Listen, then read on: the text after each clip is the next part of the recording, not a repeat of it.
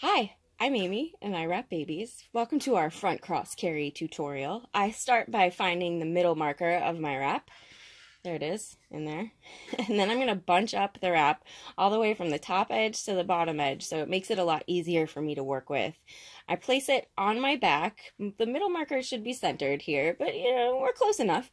And then both ends of the wrap are going to come underneath my arms and underneath baby's legs too, to start making those cross passes of the front cross carry. So then the wrap is going to go from underneath his leg all the way across his back and land up on my opposite shoulder.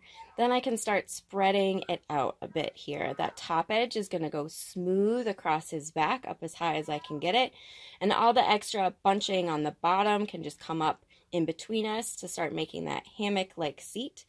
Then I can repeat with the other pass on the other side. So starting from underneath his leg, coming up across his back and landing on my opposite shoulder. I'm going to secure that bottom edge up in between us to make his seat, and then I can start tightening. So I'm going to tighten while I make the X on my back with the wrap. So what I'm going to do is take my left hand behind me and reach for the pass that's on my right shoulder so that I can bring it across my back.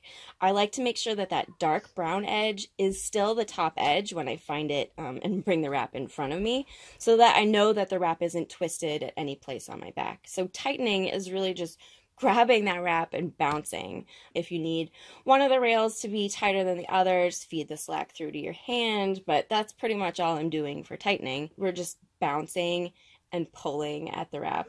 And then I'm going to make a double knot right underneath his bum there. Whew, this kid is getting heavy. But we managed to do our front cross carry while holding our toddler. Woohoo! If you found this video helpful, please give it a like and subscribe to my channel so you can get all of my videos. Thanks so much for watching.